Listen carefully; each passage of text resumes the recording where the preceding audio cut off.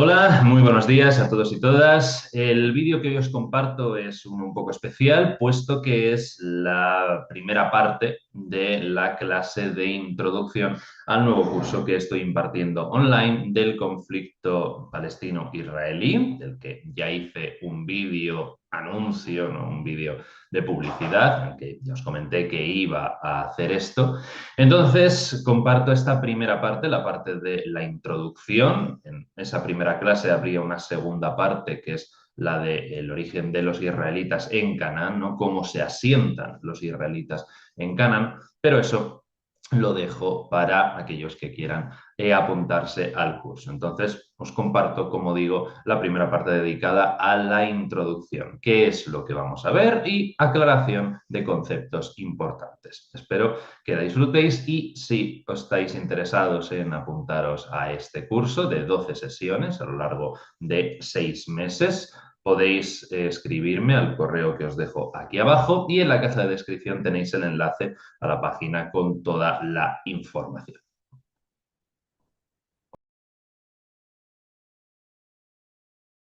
Y listo, vamos con ello. Eh, bueno, efectivamente, como bien decía Francisco, esto es un tema bastante complicado, de muy difícil solución, ¿no? En lo que el curso que enfrentamos para estos próximos meses pretende abordar un poquito todo el conflicto desde unos presuntos orígenes bíblicos, ¿no? Que es de hecho un poquito lo que vamos a enfrentar hoy, ¿no? El origen de los israelitas cuando llegan a la tierra prometida, siempre basado todo, como ya sabéis, en los testimonios y en la evidencia histórica, ¿no?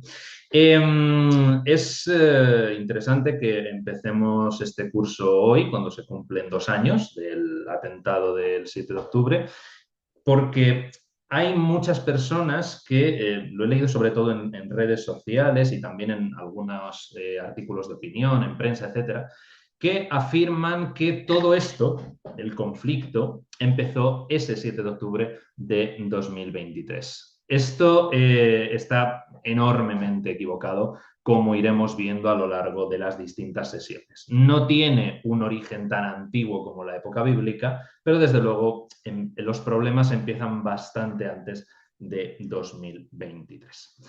La cronología que vamos a estar trabajando en este curso, los temas que vamos a ir viendo y vamos a ir desgranando son estos.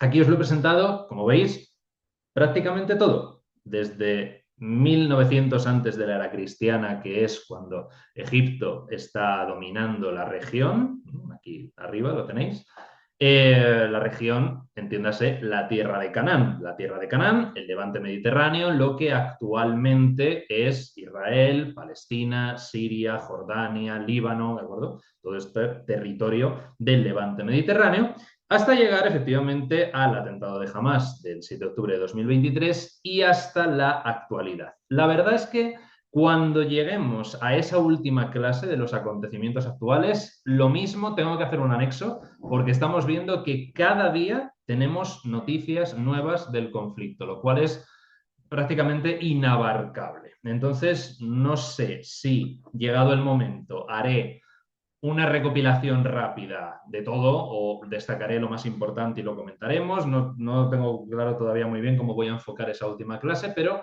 sí me gustaría que termináramos el curso con los datos actualizados, ¿vale? Todo lo que sea posible, porque efectivamente esto tiene pinta de que todavía va para largo. Pero esto es simplemente un mapeo general para que veáis las fechas y las tengáis también cuando os envíe las imágenes, pues para que veáis cómo ha ido evolucionando la cronología desde esos tiempos tan remotos hasta la actualidad. Vale, vamos a empezar lógicamente con una pequeña introducción que va a significar una aclaración de conceptos. Esto es importantísimo. Siempre resalto que las palabras que utilizamos siempre importan, los conceptos importan, los términos importan. Entonces, es importante cuando hablamos del conflicto palestino-israelí o cuando escuchamos hablar del conflicto palestino-israelí, es importante tener claros los conceptos, la terminología, porque muchos términos están cargados también de ideología. Entonces, podremos saber en muchos casos si quien está hablando tiene un posicionamiento evidente o no.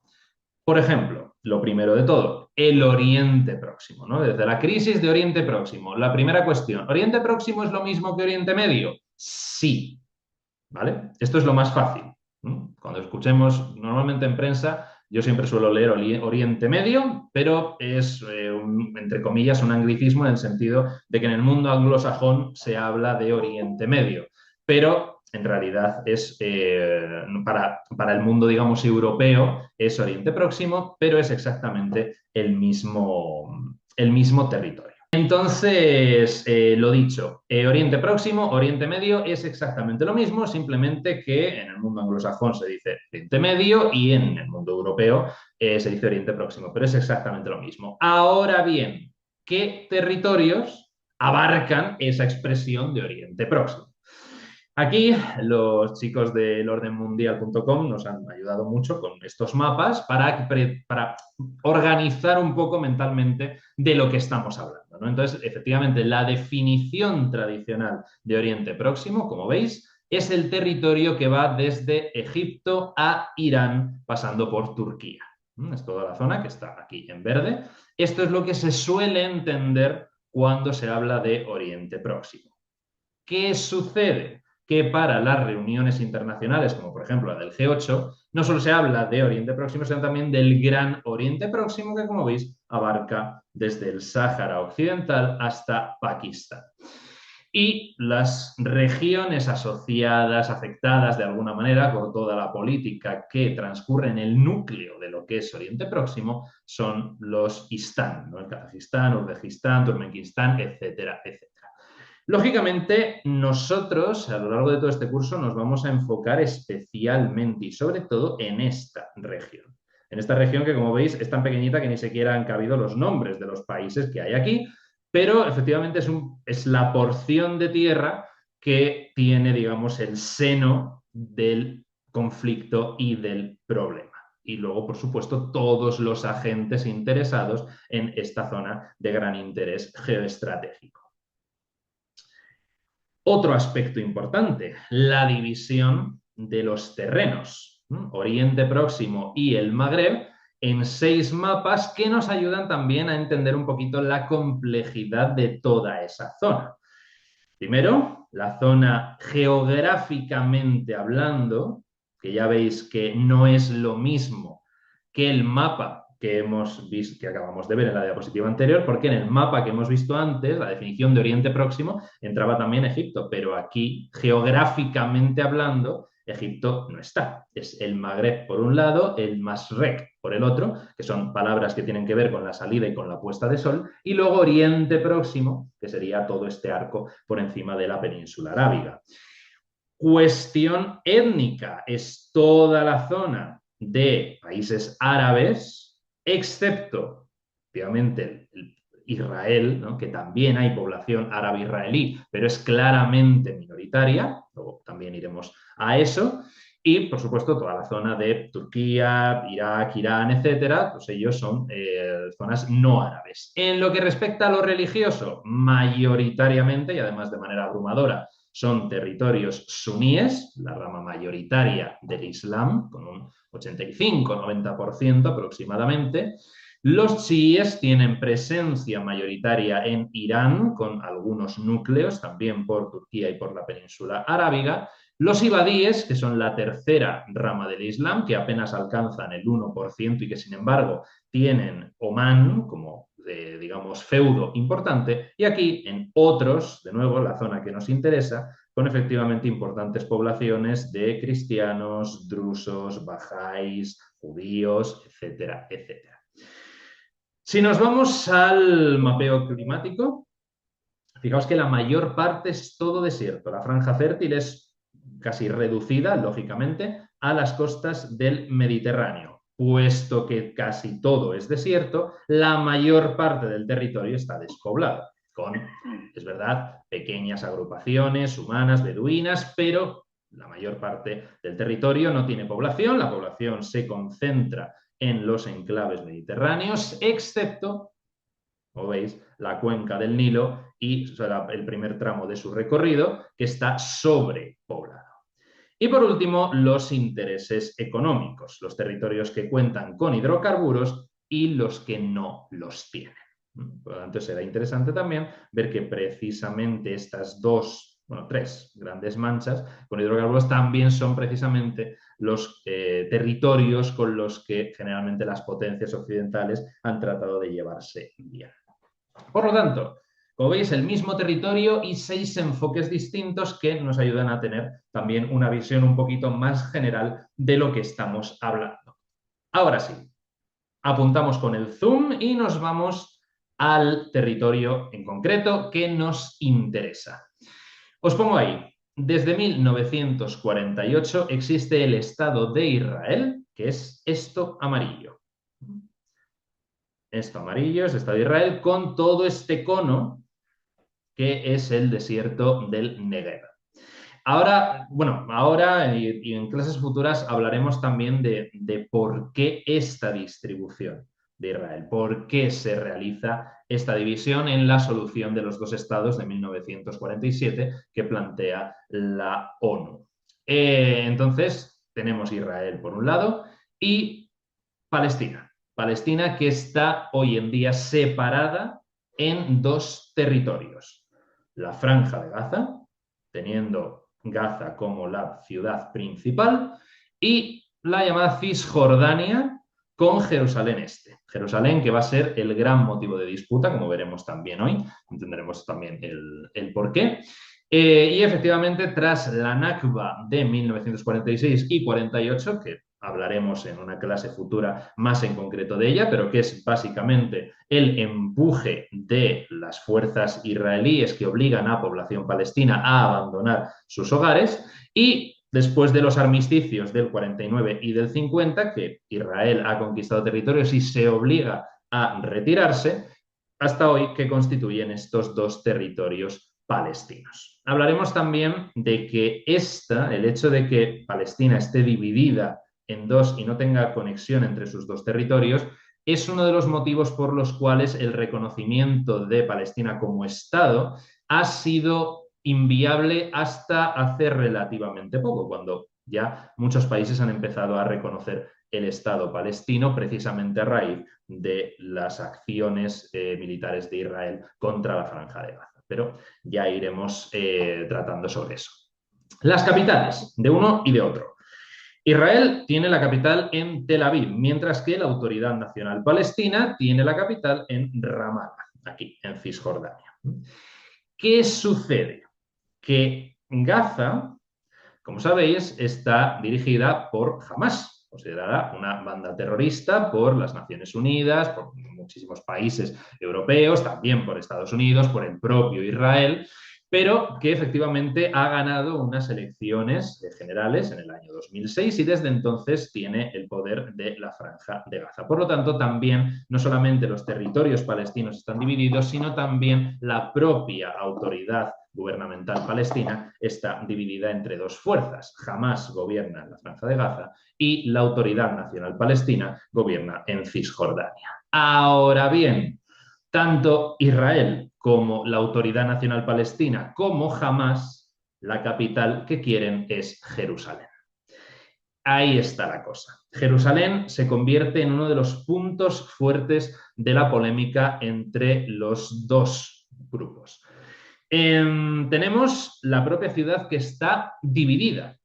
Originalmente, en el plan de partición de la ONU, Jerusalén iba a recibir un estatus especial, ahora lo veremos, en el cual iba a ser una ciudad internacional, en el sentido de que no pertenecería ni al Estado de Palestina ni al Estado de Israel, sino que sería una ciudad de la ONU, precisamente por todos los sentimientos y todo el peso que tiene para la historia tanto de israelíes como de palestinos, tanto de judíos como de musulmanes. Entonces, aquí están los marcos y podemos echar un vistazo importante. Jerusalén Oeste está poblado mayormente por israelíes, con 354.000, mientras que hay 5.000 palestinos residiendo aquí, mientras que en Jerusalén Este son más los palestinos, con 370.000, que los israelíes, con 236.000. Por lo tanto, desde el 48 y desde el 67, las dos mayorías están, entre comillas, conviviendo en la misma ciudad, Jerusalén Este y Jerusalén Oeste. Y esto que vemos aquí, este recuadrito que se mete un poco en Jerusalén Oeste, pero que está sobre todo en Jerusalén Este, es efectivamente la ciudad antigua, que a su vez también se encuentra dividida en 4. Por lo tanto, tenemos la ciudad que se divide en 2 y el núcleo de la ciudad que se divide en 4. Esos 4 son el barrio musulmán, el barrio cristiano, el barrio armenio, el barrio judío, y entre el barrio musulmán y el barrio judío se encuentra esto, el número 1, que es la explanada de las mezquitas. Por lo tanto, esto tiene un componente no solamente geopolítico fundamental, sino también religioso y muy, muy importante. Entonces, claro, tanto los palestinos como los israelíes proclaman que Jerusalén sea su capital. ¿Qué pasa? Como ya os he dicho, el plan de partición de la ONU declara Jerusalén corpus separatum, es decir, una ciudad internacional, ni para unos ni para otros, administrada directamente por las Naciones Unidas. ¿Qué ocurre? Que después de la primera guerra árabe-israelí, a la que ya llegaremos, que empieza en el 48 y dura hasta el 49, es el momento en el que inmediatamente después de la proclamación del Estado de Israel, los países árabes invaden la región. Entonces Israel, apoyado en gran medida militarmente por Estados Unidos, derrota a los países árabes y controla, se hace con el control de Jerusalén Oeste, que todavía controla. Las Naciones Unidas, es verdad que aquí no se han querido meter demasiado, pero el acuerdo original era que Jerusalén no estuviera ocupada ni por israelíes ni por palestinos, pero ha dejado el status quo en esta división desde el 67. ¿Por qué? Porque en el 1950 el entonces reino hachemita de Transjordania, lo que hoy es Jordania, ¿de acuerdo? En el año 50 se llamaba Transjordania, es decir, el otro lado del río Jordán. En ese año 50, es decir, un año después de la guerra árabe-israelí, Transjordania se anexiona la región de Cisjordania y de Jerusalén Este, es decir, todo esto. Por lo tanto, como en el año 50 el reino hachemita tiene la Transjordania y la Cisjordania, cambia su nombre y empieza a llamarse desde entonces Jordania.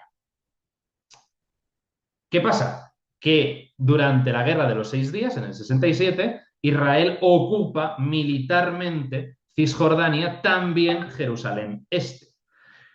Y Jordania no volverá a ocupar ni Cisjordania ni Jerusalén Este. Pero a pesar de eso, no renunciará al nombre de Jordania. La cuestión es esa, ¿no? Que a pesar de que Israel arrebata el control de Cisjordania a Jordania, esta no volverá a cambiar su nombre. Pasan los años, pasarán casi 30 años y llegan los acuerdos de Oslo. Insisto, todo esto no os preocupéis porque lo vamos a ir viendo en detalle, ¿de acuerdo? Esto es simplemente una pequeña relación para que veáis los cambios de manos por los que ha atravesado la ciudad de Jerusalén, ¿no? Entonces sí, después de los acuerdos de Oslo, en el 93 al 95, se crea la Autoridad Nacional Palestina, puesto que el Estado de Israel tenía un gobierno ya establecido desde el mismo año de su fundación, pero es verdad que Palestina estaba un poco decapitada. Por lo tanto, se crea esa Autoridad Nacional Palestina que lo que hace es unificar varios partidos que aspiraban al gobierno de Palestina. Entonces, es una coalición que establece una autoridad limitada sobre algunos puntos de Cisjordania. Y eso también hace que Israel se vea obligado en esos acuerdos de Oslo a retirarse. Pero De donde no se ha retirado es del control de Jerusalén Este desde el 67, aunque la OLP la reclame como su capital, ¿no? Entonces hay una parte aquí importante, y esto va a tener mucho que ver con los asentamientos en Cisjordania, asentamientos reconocidos ilegales por el derecho internacional, lo que va a avivar de nuevo las tensiones. Claro, la OLP, la Organización por la Liberación de Palestina, también iremos hablando de todas estas siglas, todas estas organizaciones a medida que vayan surgiendo en el tiempo, ¿vale? Ahora no es importante, simplemente ya os digo, para que veáis cómo cambia la cuestión de Jerusalén a partir del 67. Y en 2002, después de la segunda intifada, que también veremos, Israel construye este muro, tristemente célebre, que separa los barrios palestinos de la ciudad y de Cisjordania. Así que, mientras que unos tienen desde el año 70 el Muro de las Lamentaciones, otros sufren desde el 2002 el llamado Muro de la Vergüenza, que mantiene aisladas a las poblaciones palestinas de Jerusalén Este y Cisjordania. Bien, antes de entrar en materia, es importante, de nuevo, ir aclarando conceptos. Entonces, hemos esclarecido ya la cuestión de Oriente Próximo, Oriente Medio. Vamos a hablar ahora de todos estos términos que muchas veces, incluso la prensa, utiliza como sinónimos y no lo son en absoluto. Israelí, israelita, semita, hebreo, sionista y judío, y árabe, musulmán, islamista, palestina y fedayín. Empecemos con los primeros. Semita es de entrada un término lingüístico. No tiene nada que ver con la etnia. La asociación que se hace con la etnia, que os lo pongo ahí, se llama semita por descendientes de Sem, que serían tanto judíos como árabes, eso es una asociación que se hace a finales del siglo XVII, principios del siglo XVIII, y que sobre todo ya en el siglo XX es cuando se va a empezar a hablar de pueblos semitas siguiendo una antropología racista. A día de hoy, tanto antropólogos como lingüistas recomiendan que el término semita vuelva a utilizarse única y exclusivamente en su concepción original, que es lingüística. Porque las lenguas semitas son, como os pongo ahí, un grupo de lenguas originarias del Próximo y del Medio Oriente, es decir, que llega también hasta Irak, Babilonia, Mesopotamia, etcétera, de Harán, Siria, Babilonia, Canaán y Fenicia. Por lo tanto, los pueblos semitas, en todo caso, serían los pueblos que hablen algunas de estas lenguas. Entonces, hacer referencia a una persona semita es incorrecto, porque lo semita es solamente la lengua. Por ejemplo, si yo aprendo a hablar hebreo o aprendo a hablar árabe o estudio sirio o estudio fenicio o estudio sumerio, estaré trabajando y estaré estudiando y estaré aprendiendo lenguas semitas, pero eso no me convierte en semita. De la misma manera que si un árabe, por razones X, su familia se tiene que desplazar a un país, por ejemplo, si se va, qué sé yo, a Austria, a Italia, y no mantiene el árabe, esa persona no es semita y no hablará una lengua semita. Del mismo modo, los judíos no son semitas. Los judíos que hablan hebreo hablan una lengua semita, pero ellos mismos no son semitas.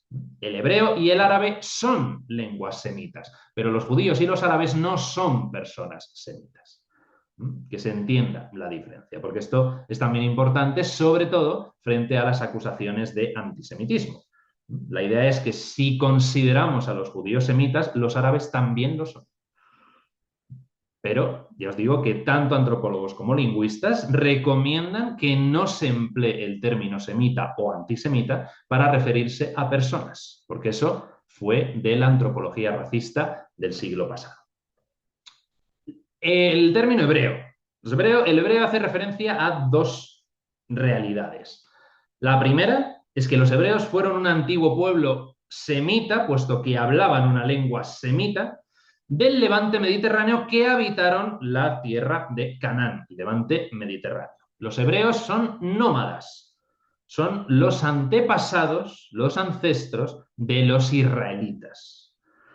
Se empieza a hablar de israelitas cuando estos se asientan en la tierra de Canaán, cuando empiezan a constituir ciudades y cuando finalmente se constituyen los reinos de Israel y de Judá. Entonces dejan de ser hebreos y se convierten en israelitas. Pero el hebreo también es precisamente la lengua semítica. De hecho, se dice que no se sabe muy bien si es primero la lengua y luego el pueblo o el pueblo y luego la lengua. Pero sea como sea, el hebreo moderno es el idioma oficial en Israel.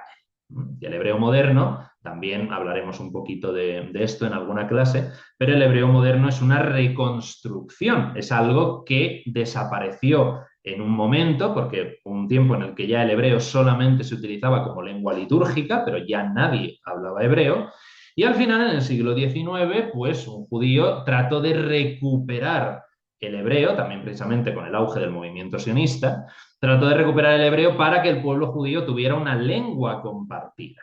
Porque evidentemente los judíos estaban dispersos en la diáspora por el mundo, ¿no? Y entonces hablaban pues ruso, hablaban alemán, hablaban húngaro, hablaban muchos idiomas europeos, también hablaban yiddish y ladino, pero no hablaban el hebreo. Entonces este hombre quiso recuperar el hebreo como lengua, entre comillas, nacional del pueblo. Pero tuvo que hacer una reconstrucción. Entonces entremezcló elementos del hebreo bíblico, del hebreo talmúdico, del hebreo medieval y entre todo eso construir de nuevo un idioma. Pero bueno, ya llegaremos a ese punto. Luego, el concepto israelita, pues ya lo hemos dicho, son los sucesores, los descendientes de ese pueblo hebreo que lo que hace es asentarse en Canaán en torno al siglo X, IX antes de la era cristiana y que poco a poco se va organizando en los reinos de Israel, por lo tanto se convertirá en el gentilicio de ese reino, ¿no? Por lo tanto los habitantes del reino de Israel serán israelitas y los habitantes del reino de Judá serán judaítas, aunque bíblicamente se entiende el conjunto como israelitas porque deriva del personaje de Jacob, Israel, entendido como patriarca fundador del pueblo. Todo esto también lo iremos viendo. Un judío es aquella persona que profesa el judaísmo, sin más ni más. Puede ser hombre, mujer y puede tener la nacionalidad que sea. Entonces, quien profesa el judaísmo, ya sea por nacimiento, ya sea por conversión, es un judío o una judía. No tiene más misterio. Sionista es aquella persona que defiende, que sigue, que sostiene el sionismo como sistema político. El sionismo, también hablaremos de ello, el sionismo es un movimiento político en origen laico. O sea, no tiene casi nada que ver con los principios religiosos. De hecho, los fundadores del sionismo son un abogado y un médico. O sea, muy alejados de las corrientes rabínicas tradicionales, ¿vale? Y puesto que el sionismo nace en 1896, no hay sionistas antes de 1896. Y lo que más se confunde, israelita e israelí. Nada que ver.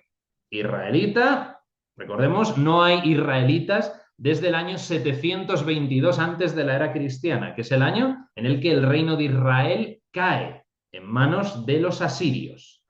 Solamente sobrevivirán los judaítas, que 100 años después serán enviados a Babilonia, etcétera, toda la historia que ya sabemos, mientras que israelí es un gentilicio, exactamente igual que palestino. Tanto israelí es perteneciente o relativo al Estado de Israel. El Estado de Israel no existe hasta 1948, no 47, 1948. Por lo tanto, no hay israelíes antes de 1948. Estos son los términos. Y digo que es importante entender su significado y utilizarlos con precisión. Lo mismo para la otra parte. Árabe, pues perteneciente o relativo a ese grupo étnico o cultural que es originario de Arabia, pero que hoy en día abarca muchas zonas del Magreb y del Oriente Próximo, hasta el punto de que se habla del mundo árabe, de países árabes, pero en realidad el origen está en la península arábiga, en Arabia. ¿No? Y el idioma común, que es una lengua semita, es el árabe. ¿Qué sucede? Que el árabe, al contrario que el hebreo, sí se ha mantenido como lengua vehicular entre todos estos pueblos, sobre todo con la expansión islámica a partir del siglo VII y una progresiva islamización en todos estos territorios. El árabe se ha ido adaptando a las lenguas y los dialectos locales y por eso a día de hoy todos hablan árabe, pero hablan árabe con distintos dialectos. Y por eso no es lo mismo el árabe que se habla en Marruecos que el árabe que se habla en Egipto que el árabe que se habla en Palestina. Pero aquí está, remite tanto al idioma, el árabe, como al grupo étnico-cultural.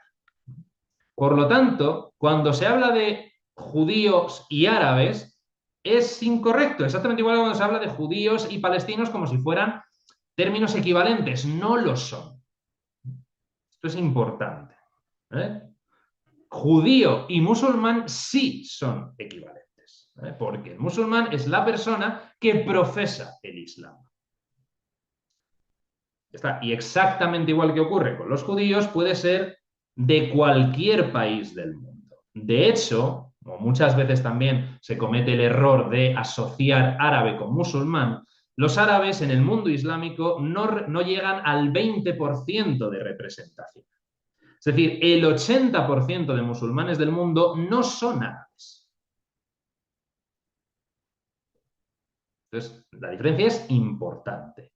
Exactamente igual que no es lo mismo un musulmán que un islamista. El musulmán vive una religión. Hablar de musulmanes es como hablar de cristianos, de judíos, de budistas, de sikhs, de bajáis. Es un fiel de una religión determinada. El islamista es el que busca instrumentalizar esa religión con un objetivo político, buscando aplicar en su país o en su territorio una interpretación concreta de la Sharia para que rija esa sociedad.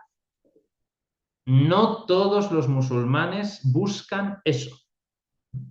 Lógicamente, todos los musulmanes, como todos los cristianos, como todos los judíos, como todos los que practican una fe, tienen una serie de ideas políticas que consideran que van más o menos acorde con su pensamiento religioso. Pero no se pretende, no se hace activismo porque esa interpretación se plasme de manera eficaz en las políticas de un país. Entonces, por ejemplo, para hacer una comparativa contemporánea, lo que está ocurriendo en Estados Unidos ahora mismo tiene muchísima similitud con los movimientos islamistas, solamente que en el caso del cristianismo evangélico, que se está tomando muy en cuenta a la hora de hacer política.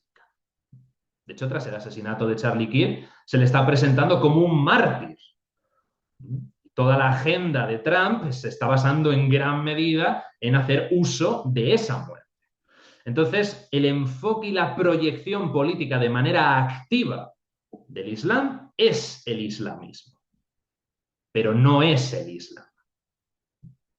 Esto también es distinto, no confundir el Islam con el islamismo. El Islam es religión, cultura, si queréis, mientras que el islamismo es la aplicación política de esa religión.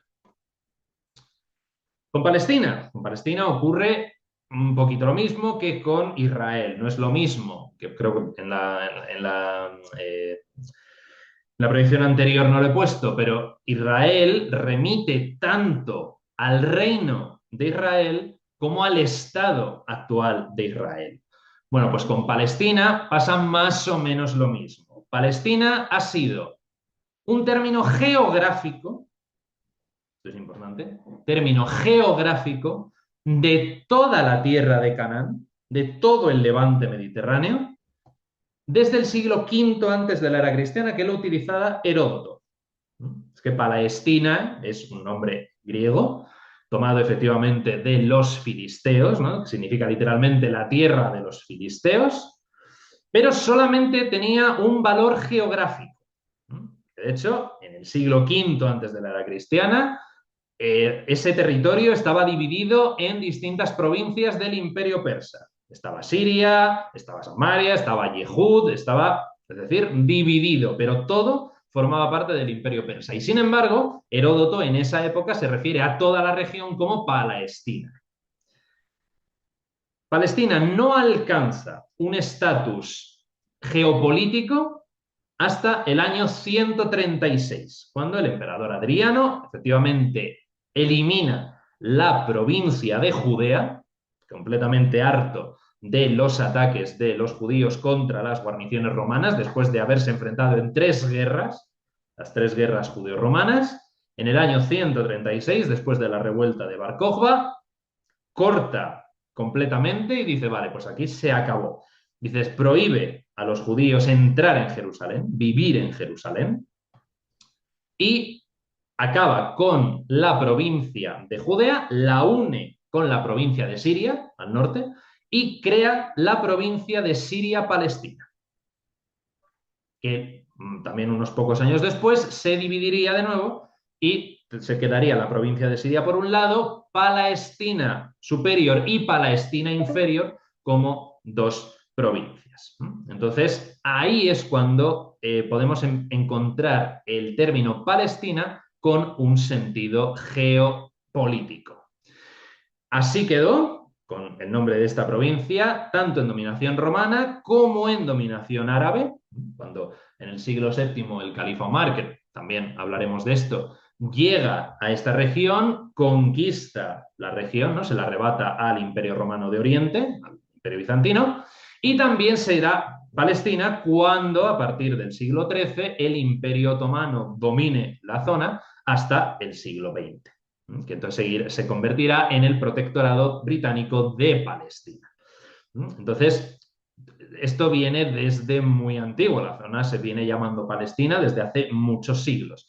A día de hoy, Palestina es el nombre de referencia para Gaza y Cisjordania, como hemos visto en ese mapa. Y por último, los fedayín no hay que confundirles con los muyahidines. Los fedayín o fedayines son, como os pongo ahí, literalmente, quienes se sacrifican.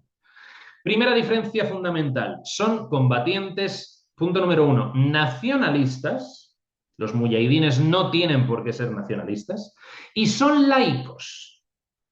Los muyahidines son combatientes por la defensa del Islam. Cuando consideran que el Islam está amenazado por cualquier motivo, los muyahidines entran en acción. En cambio, los fedayines no luchan en defensa del Islam. Son actos armados contra Israel por la liberación palestina. Y esto también es importante. Los combatientes palestinos contra Israel son fedayines, no muyahidines. Los muyahidines pueden actuar en cualquier lugar del mundo y siempre por la defensa del Islam, un Islam que sienten atacado. En cambio, los fedayines son solamente palestinos. Y también nacionalistas generalmente laicos, aunque bien es cierto que es un término a día de hoy ambiguo, sobre todo a partir de la constitución de Hamás, porque sí, Hamás solamente actúa no ya en Palestina, sino solamente en Gaza, porque Hamás no existe en Cisjordania, por lo tanto solamente en una parte de Palestina, pero Hamás es un grupo claramente religioso. Por lo tanto, aquí lo entremezclan la geografía y las motivaciones de los fedayines, pero se amparan en el marco religioso en el que se amparan los muyahidines. Por lo tanto, Hamás estaría, Hamás, Yihad Islámica, etcétera, otros grupos que operan también en Gaza, estarían a medio camino entre los dos.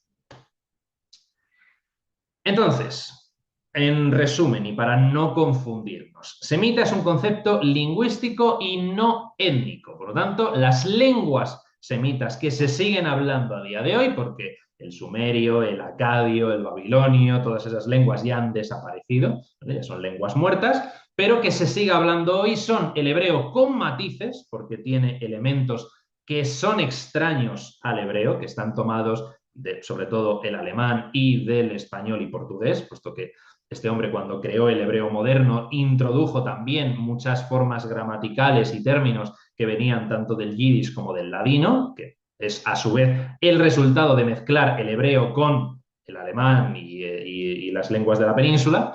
Entonces, el hebreo es una lengua semita, pero el hebreo moderno es una lengua semita con esos matices. Y luego el árabe que sí que ha tenido una evolución natural y que se ha desperdigado en dialectos. Israelita, aunque se use como sinónimo de israelí, no hay israelitas desde el año 722 antes de la era cristiana. Bueno, lo que hay son israelíes, que es un gentilicio. Hablar de israelí es como hablar de español, de italiano, de portugués, de alemán o de cualquier otra persona de cualquier otro país.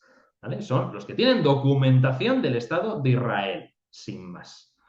Judío es un término religioso y cultural por mucho que la apologética judía se exprese en términos étnicos. Esto es también muy importante. Desde dentro del propio pueblo judío se presenta el judaísmo, se presenta a los miembros del pueblo judío con un componente étnico. La idea de que forman y constituyen un solo pueblo que vienen marcados por una suerte de gen judío que les hace pertenecer a ese pueblo. Pero los estudios aconfesionales sobre miembros del pueblo judío han arrojado una totalidad de 70 tipos étnicos dentro del pueblo judío. Por lo tanto, no. Ser judío no tiene ningún componente étnico. Tiene un componente religioso y cultural, pero no étnico, porque hay una diversidad de 70 etnotipos entre los miembros del pueblo judío. Entre askenazis, sefardíes, los judíos etíopes, armenios, de todas partes. Y de hecho, os lo pongo, hay árabes judíos, personas de etnia árabe que son judíos, porque lo judío tiene que ver con la religión y con la cultura. Israelí, un concepto pura y exclusivamente nacional, lo que remite al Estado de Israel. Por tanto, el hecho de asociar israelí con judío es el mismo error que asociar musulmán con árabe, porque hay israelíes que no son judíos. Hay israelíes musulmanes, hay israelíes cristianos, hay israelíes drusos y también hay muchos judíos que no son israelíes, que son estadounidenses, que son austriacos, que son... Entonces, esto que puede resultar un poco confuso porque estamos muy acostumbrados a utilizar estos términos indistintamente, pero por eso quería dejarlo claro y también para que tengáis esta imagen, ¿no?, con los conceptos para ir viendo las diferenciaciones que son importantes. Bien, de nuevo, árabe, puesto que es un concepto étnico-cultural, no es equiparable a judío, que es un término religioso. Hay árabes que son judíos, que son cristianos, que son musulmanes, que son ateos. Entonces, no tiene nada que ver. No es comparable judío con árabe. Y musulmán no es tampoco sinónimo ni de islamista ni de árabe. Porque, os he dicho, en torno al 20% de todos los musulmanes son árabes. De hecho, el país con mayor población musulmana del mundo es Indonesia, que no es un país árabe. Por lo tanto, aquí están las cuestiones, ¿no? Estos son los términos que más se confunden, así que a la hora de hablar, pues conviene hablar con propiedad y utilizar las palabras en el sentido y en el significado que tienen, tanto para un lado como para el otro. Ahora, otra cuestión que también se habla mucho, se presenta mucho, ¿no?, que al final es un conflicto religioso, que son religiones enfrentadas, que el judaísmo y el islam se están enfrentando en Israel y Palestina. Entonces es simplemente un conflicto religioso. Esto, como suele ocurrir cuando se hacen así generalizaciones, es simplificar enormemente lo que está ocurriendo. Efectivamente, el hecho de que una religión sea mayoritaria en un territorio no convierte un conflicto en religioso. Esta es la pluralidad religiosa que hay en Israel. Un 74,2% son judíos. De los más de 10.000, de los 10 millones de habitantes que tiene Israel, algo menos del 75% son judíos. Es una amplia mayoría, claramente, pero no hay que olvidar al cerca del 18% de musulmanes israelíes, que también los hay. Como tampoco hay que olvidar al 4% de ateos israelíes, que también los hay, o agnósticos, o una minoría significativa, pero importante también, el 2% de cristianos israelíes. En porcentajes, sí, la diferenciación es importante, pero 7,4 millones, 1,7 millones, 400.000 personas, 200.000 personas. Claro, en gráficas y en estadísticas esto no parece mucho, pero si las cogemos una a una, resulta que tenemos más del 20% de israelíes que no son judíos. Si nos vamos a los territorios palestinos, el caso del Islam aumenta con respecto al del judaísmo en Israel, son un 93% de musulmanes, un poco más de 5 millones, pero hay un 6% también de cristianos palestinos y un 1% entre drusos y bajáis. Entonces, en los territorios palestinos la diversidad religiosa es significativamente menor. También es cierto que el territorio de Gaza y Cisjordania es significativamente menor al de Israel, pero también existen. Y estos son los grandes olvidados. Los musulmanes israelíes y los cristianos palestinos, de los que nadie habla.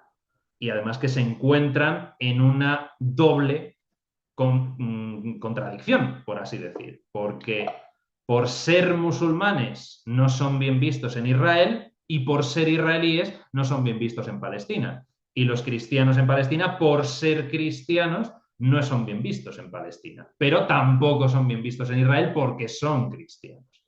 Representan en Israel un 2%. Por lo tanto, las minorías religiosas también son personas. Entonces, no es un enfrentamiento de judaísmo contra Islam, aunque estas dos sean las religiones mayoritarias en Israel y en Palestina, respectivamente. Entonces, ¿qué ocurre cuando se entra en esa narrativa de judaísmo contra Islam?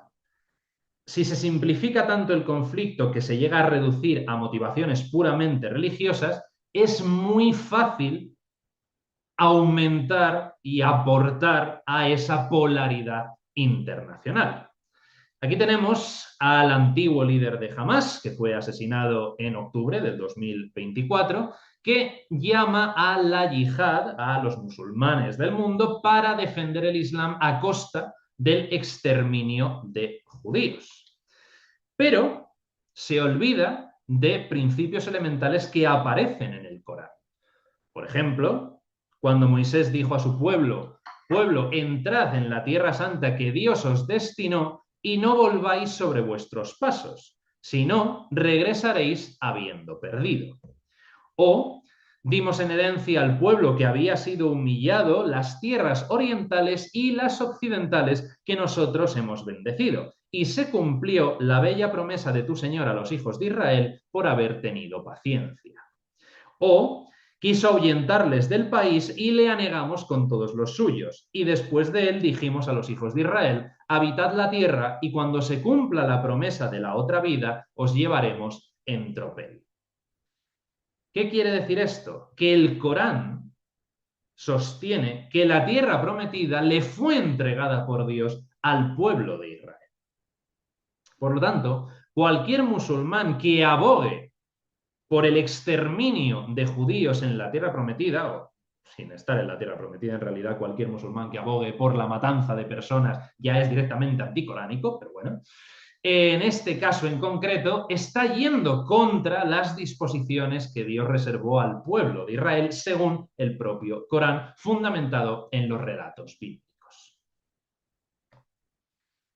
Por su parte, Netanyahu, en octubre de 2023, dijo que Israel era la luz y Palestina eran las tinieblas, una terminología que ya aparece en los textos de Qumran de los siglos III al I antes de la era cristiana, un dualismo absoluto entre los elegidos de Dios y los enemigos representantes de Satanás. Y también dijo que los israelíes harán realidad los capítulos del 15 al 23 de Isaías, que son capítulos que hablan de la destrucción de las naciones que amenazaban Judá. Es decir, Netanyahu identifica el moderno Estado de Israel con el antiguo reino de Judá del que habla el profeta. Pero no entra en su consideración este pasaje de Isaías 29. Dice, pondré en angustias a Ariel, Ariel es un nombre simbólico para Jerusalén, y habrá llanto y gemido. Acamparé en círculo contra ti, estrecharé contra ti la estacada y levantaré contra ti trinchera. Serás abatida. Desde la tierra hablarás, por el polvo será ahogada tu palabra. Tu voz será como un espectro de la tierra y desde el polvo tu palabra será como un susurro. Y será como polvareda fina la turba de tus soberbios y como tamo que pasa la turba de tus potentados. Sucederá que de un momento a otro, de parte de Yahvé Sebaot, serás visitada con trueno, estrépito y estruendo, turbión, ventolera y llama de fuego devoradora. Es decir, que un poquito más adelante de ese mismo libro de Isaías, en el capítulo 29, se afirma que Jerusalén será arrasada por voluntad de Yahvé y que será entregada a sus enemigos. Dice, arco y lanza blanden, crueles son y sin entrañas, su voz como la mar muge y a caballo van montados, ordenados como un solo hombre para hacer la guerra contra ti, hija de Sión. Esto es Jeremías 6:29. Y también, he aquí que viene el día de Yahvé en que serán repartidos tus despojos de en medio de ti. Yo reuniré a todas las naciones en batalla contra Jerusalén. Será tomada la ciudad, las casas serán saqueadas y violadas las mujeres. Esto es también Jeremías 6:23-26. ¿Qué quiere decir esto? Que según la propia Biblia, las naciones que se levantan contra Judá, contra los hijos de Israel, son enviadas por el propio Dios como castigo a la soberbia y al poder desmedido. Por lo tanto, según la propia Biblia, Sión será asediada y aniquilada. Por lo tanto, se hace tanto en el caso de Hamás como en el caso del gobierno israelí una selección interesada de los textos. Otro caso. Estos son dos noticias recientes. Es nuestra tierra. Colonos israelíes acampan en la frontera con Gaza para lograr un regreso permanente. Valentonados, un grupo de ultranacionalistas israelíes acampan en la frontera con la Franja de Gaza para establecer allí su nuevo hogar y ser los primeros. O no es terrorismo, es colonialismo. Sin embargo, dice la Torá, la ley de Moisés, no desplazarás las lindes de tu prójimo, puestas por los antepasados, en la heredad recibida en la tierra que Yahvé tu Dios te da en heredad. Es decir, literalmente la Torá prohíbe el colonialismo que está llevando a cabo Israel. Por lo tanto, esto no es una cuestión religiosa, no solo por la clara manifestación plural de expresiones religiosas en ambos territorios, sino también por el uso interesado que se hace de las escrituras desde un bando y desde el otro, que tienen los dos principios, los dos elementos. El Corán llama a la lucha armada en defensa propia, pero se olvidan de que también llama a la misericordia, a la reunión, al perdón y, sobre todo, también al pertenecer al pueblo de Israel, esa tierra dada por Dios en el pasado. Mientras que los ultranacionalistas israelíes se olvidan de la prohibición del colonialismo y del anuncio de que Sión, Jerusalén y el pueblo de Israel tiene que ser destruido por voluntad divina. Entonces, ambos, Israel y Hamás, lanzan sus discursos y sus acciones de odio contra el otro, pero se olvidan de que, en el caso de Hamás, el Corán dice: quien mate a un inocente es como si matase a toda la humanidad, o de Dios son el oriente y el occidente, donde quiera que os volváis, ahí está la faz de Dios. Y en la Torá: no te vengarás ni guardarás rencor a los hijos de su pueblo, sino que amarás a tu prójimo como a ti mismo. Yo, Yahvé. Quiero recordar que, según la tradición, los árabes musulmanes son descendientes de Ismael, el hijo de Abraham. Por lo tanto, los árabes también entran en los hijos de su pueblo. O el Levítico Rabá, que dice: no hay lugar en la tierra vacío de la Sejina. Exactamente lo mismo que afirma el Corán 2:115. Una invitación a ver el rostro divino en todo cuanto existe. Pero tanto unos como otros solamente ven enemigos y llaman al exterminio mutuo. Por lo tanto, aquí está el uso interesado, la instrumentalización de las religiones para fines geopolíticos. Entonces, bien, la realidad religiosa, que claramente hay un componente religioso que es innegable e ineludible, que es sin duda la cuestión de Jerusalén. De hecho, Jerusalén fue el punto, como veremos en una clase futura, Jerusalén fue el punto que impidió un acuerdo de paz duradero y permanente, porque no llegaron a ningún acuerdo con respecto a Jerusalén. Y es que Jerusalén es un lugar de enorme importancia, trascendencia sagrada para ambos colectivos, para judíos y para musulmanes. Para los judíos, ya lo sabéis, allí se encuentra el Kotel Hamá Harrabi, el muro de los lamentos, llamado simplemente Hakotel, el muro, que es el único resto que queda de la época del Segundo Templo. ¿Qué es esto?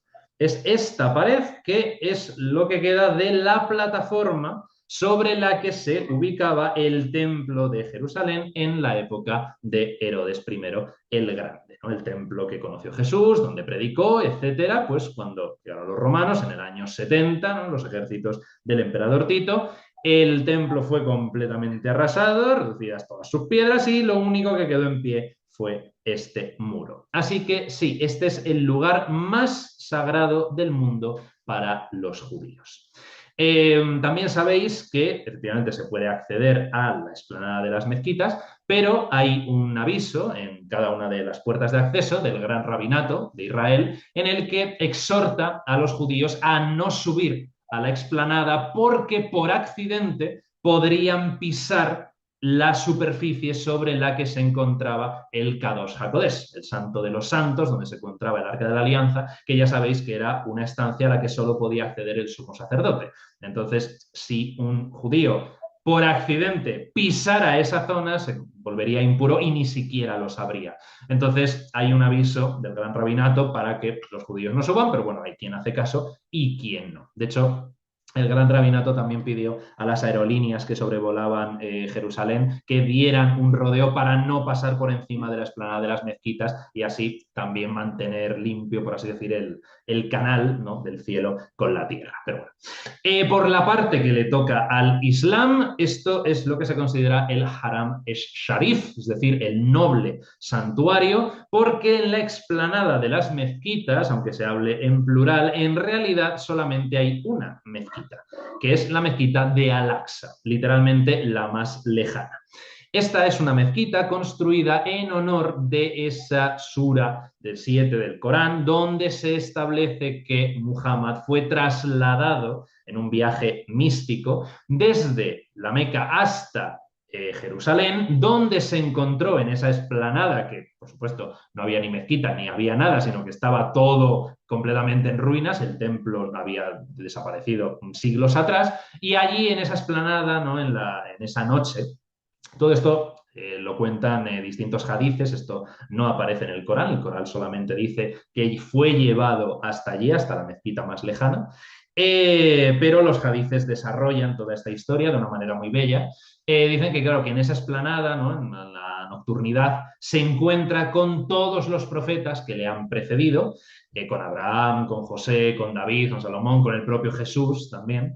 Entonces todos juntos hacen una oración comunitaria a Dios, todos los profetas se postran en tierra y en ese momento Muhammad es arrebatado a los cielos, ascendido, es llevado subiendo por los 7 cielos y en cada uno de los 7 cielos se va encontrando con las mismas personas con las que se ha encontrado allí abajo en la explanada. Entonces, en cada cielo se va encontrando con Abraham, con Moisés, con Aarón, con Jesús, con José. Entonces va subiendo, subiendo, subiendo hasta llegar al trono de la divinidad. Luego hay una parte también un poquito divertida. Pero es que me vaya un poco del tema, pero esto es interesante también, ¿no? Y el hecho de por qué esta mezquita y ese lugar, la Cubata Sacra, se considera que es el lugar desde el cual Muhammad asciende a los cielos. Entonces la mezquita de Al-Aqsa está construida para honrar el lugar al que llegó, desde la Meca, así trasladado místicamente, y la Cubata Sacra está construida para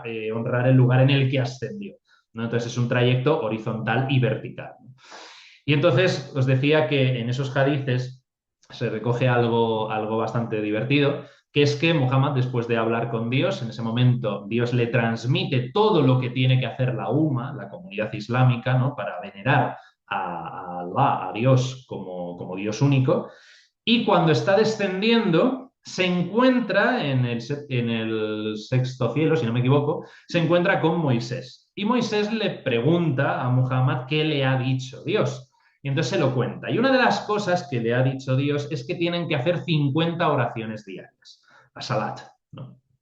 Y Moisés, que el pobrecito ha estado aguantando a los israelitas por el desierto durante 40 años y conoce muy bien la condición humana, le dice a Muhammad que ni de broma van a hacer los musulmanes las 50 postraciones diarias. Entonces dice, vuelve a subir y dile que te lo rebaje.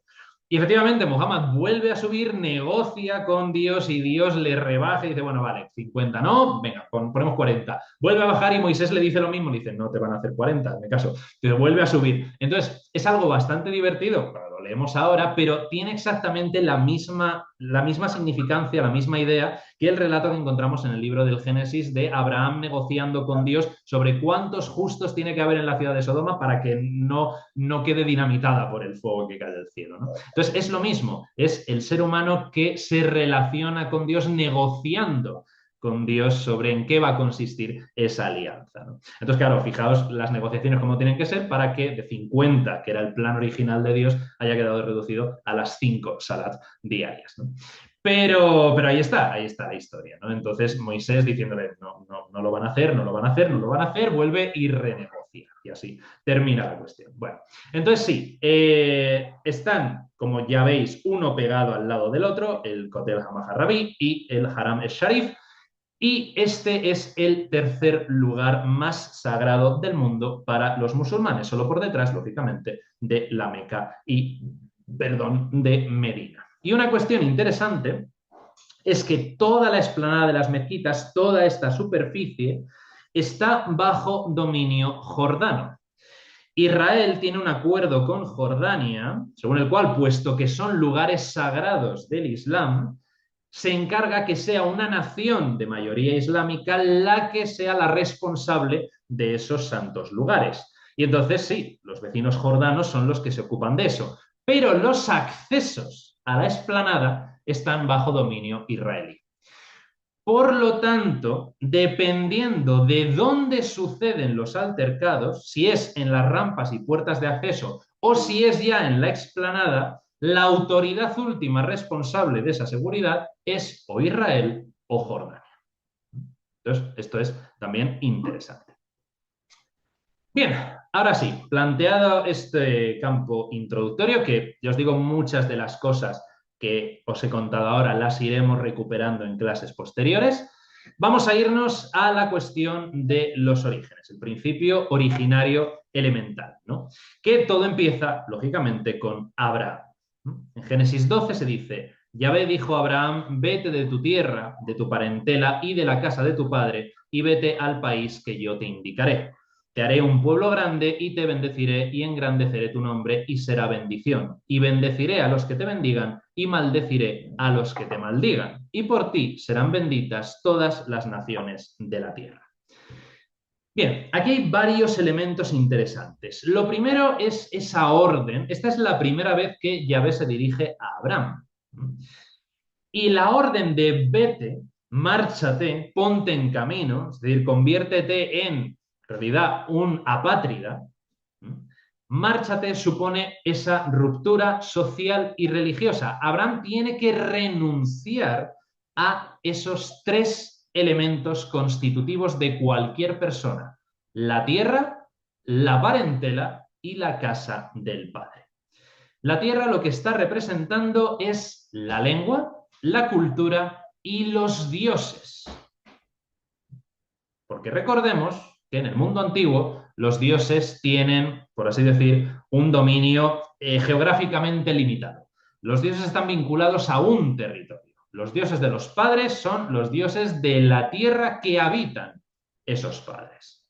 Entonces, el ser humano está vinculado con una naturaleza determinada, con su entorno determinado, en la cual nace y a la cual regresa. En el mundo antiguo, generalmente, la gente nacía en un sitio y se moría en ese mismo sitio. Aquí no. Aquí Yahvé le está pidiendo a Abraham que rompa con eso, con su gente, con su tierra, con su entorno. La parentela, renuncia a tu parentela, vete de tu parentela, es decir, vete de la nación, entre comillas, ¿no? Porque la palabra para parentela es moledet, que viene de yalat, que significa engendrar, ¿no? O hacer nacer, es decir, del colectivo humano que te ha generado en su seno. Entonces la parentela no tiene que ver solamente con la familia de sangre, sino con todo el grupo humano que te cría y que te cuida. Porque, lógicamente, esto ha sido así, de hecho, hasta épocas no demasiado antiguas, ¿no? El hecho de que la familia está constituida no solo por los lazos de sangre, sino también por toda la comunidad, por los vecinos, por los amigos, por los... Entonces, ese grupo humano que se encarga del cuidado, de la atención de las personas mayores y de la crianza de los niños. No depende todo de los padres. Entonces, sí, Abraham, como arquetipo del Homo religiosus, abandona su tierra y su parentela para generar, para engendrar una nueva familia que ha de ser universal, que trascienda las lindes de esa tierra. Por eso dice, por ti serán benditas todas las naciones de la tierra. Y por último, vete de la casa de tu padre. Aquí sí, este es el núcleo más íntimo, ¿no? Bet Ab, la casa del padre, es el que aporta a Abraham y a cualquier individuo su identidad. Es lo que le constituye como hijo de, que era la manera en la que se referían generalmente en el mundo semita a las personas, ¿no? Fulanito hijo de menganito. Entonces, ¿de quién eres hijo para ver de dónde vienes? ¿De quién es tu familia?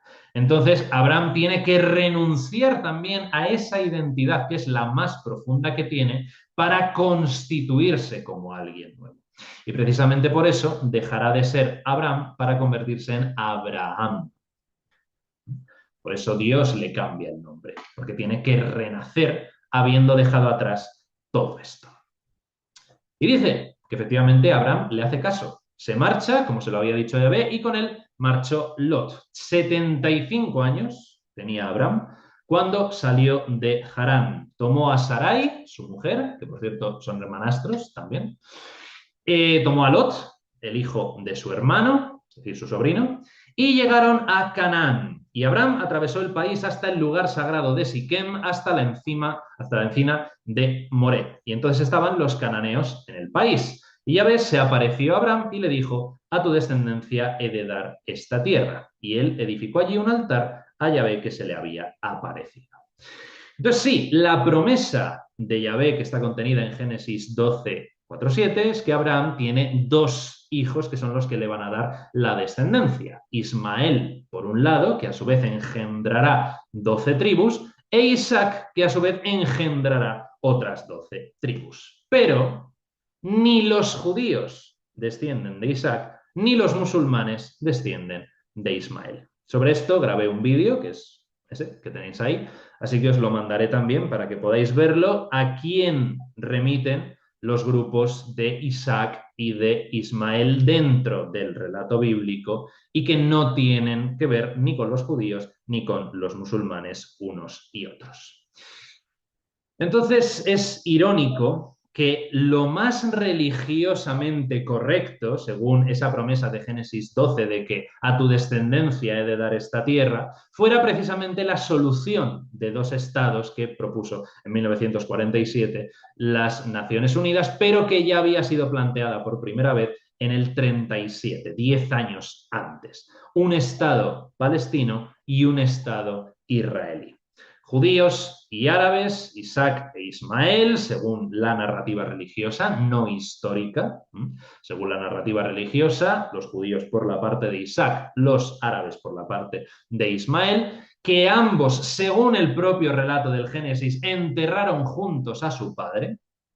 Eso me parece un momento bellísimo porque implica que Isaac nunca perdió el contacto del todo con Ismael, a pesar de que Abraham, por disposición de Sara, ya lo sabéis, expulsó a Ismael y a su madre Agar al desierto, ¿no? Y tuvieron que sobrevivir allí y Dios les puso protección, hizo brotar una fuente para que vivieran, etcétera, etcétera. Y de hecho, mitológicamente se considera precisamente a la mujer, se me ha ido, Agar, se considera Agar la fundadora de la Meca.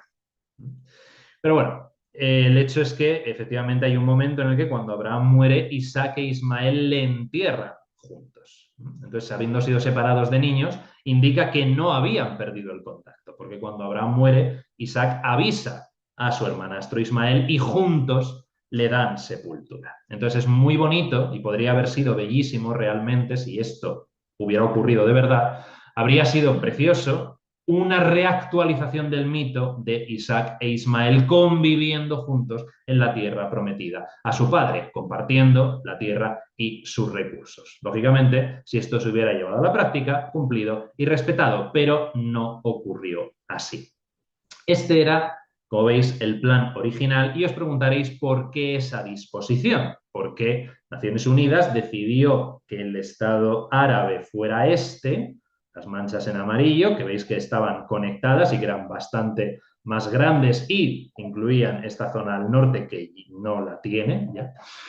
Por supuesto, Cisjordania está muchísimo más reducida, fijaos Jerusalén dónde está, y hoy en día Israel llega hasta aquí, es decir, todo este territorio lo ha conquistado Israel, además de que ha cortado el enlace con Gaza, que también, por cierto, ha arrebatado esta zona.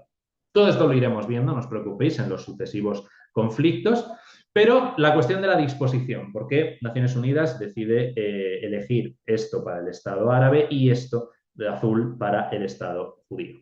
Pues la respuesta es muy sencilla, era por la disposición de los asentamientos. Es decir, donde había mayores núcleos de población árabe se constituye el Estado árabe y donde había mayores núcleos de población judía se constituye el Estado judío. Es decir, buscaba respetar en la medida de lo posible los asentamientos mayoritarios. Donde hay más judíos que sea el Estado judío, donde hay más árabes que sea el Estado árabe. Y ya está. Pero, como sabemos, esto jamás se llevó a la práctica y no solo nunca se llevó a la práctica, sino que, como veremos al final del curso, cada vez hay menos personas que apoyen la solución de los dos estados.